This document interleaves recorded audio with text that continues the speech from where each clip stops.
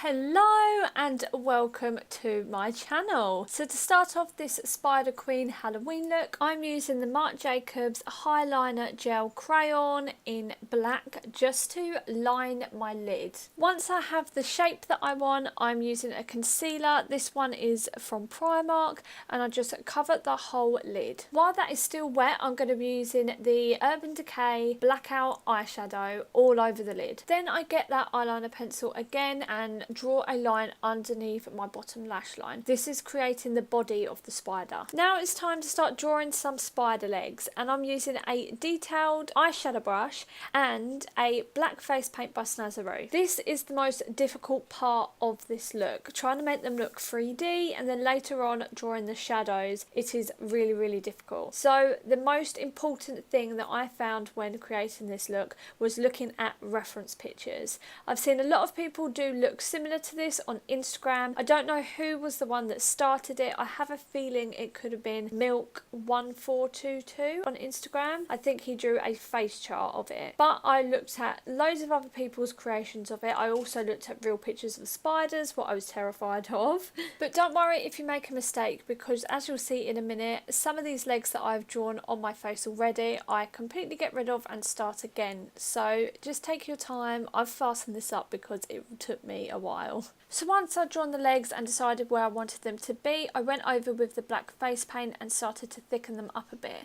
And then I started to change some of the legs and move them about a bit to where I was happy. A lot of this is trial and error, so do not worry. Just keep playing around until you are happy. Going back to thickening up the legs, when I did this, I made sure the ends of the legs were really thin, and also the joints of the legs to give it more of that 3D effect. Now I decide to smoke out the body of the spider so it looks like it is coming out of my eye. So I got a fluffy brush with some black eyeshadow on and slowly tapped it around the edge to give it more of a faded look instead of a harsh line. Using that same eyeshadow, I got a smudgy eye brush that is a lot more concentrated and started to create the shadows of the legs. As all the legs are different angles and different lengths and shapes, they're all going to be different, but as a guideline I attached the shadow to the foot of the spider and then kind of dragged it down to the body, but I tried to make sure it is not a dead straight line and I give it a bit of a curve if the leg is bent. Now it's time to highlight the legs. This really gives it that 3D and depth. All that I use is a white face paint and a really small detailed brush, and just start to highlight certain points of the legs that I want to be highlighted. I didn't really stick to a certain rule of a light is coming from one direction or things like that. Well, I don't think I did.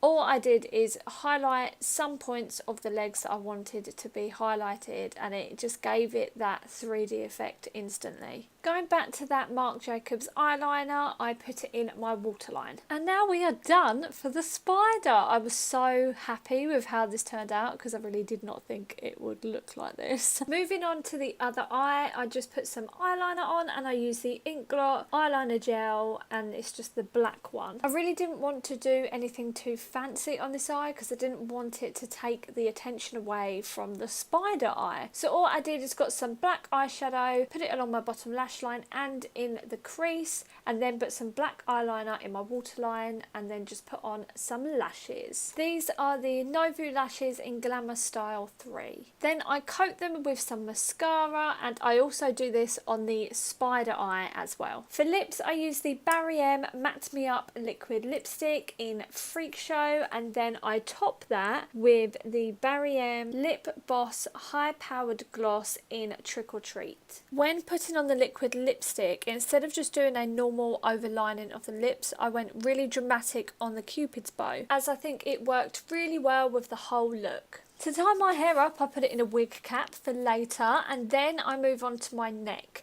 All I do is get a black face paint by Snazaroo and a detailed brush and start to draw a spider web going up my neck. Then I get some black eyeshadow and do some shading around the spider web.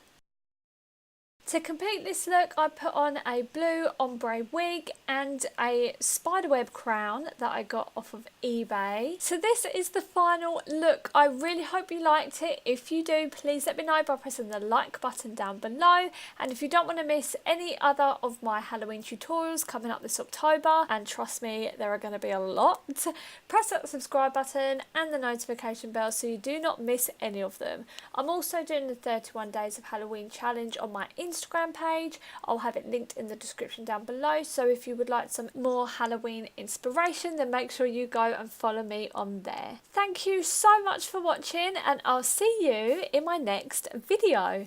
Bye!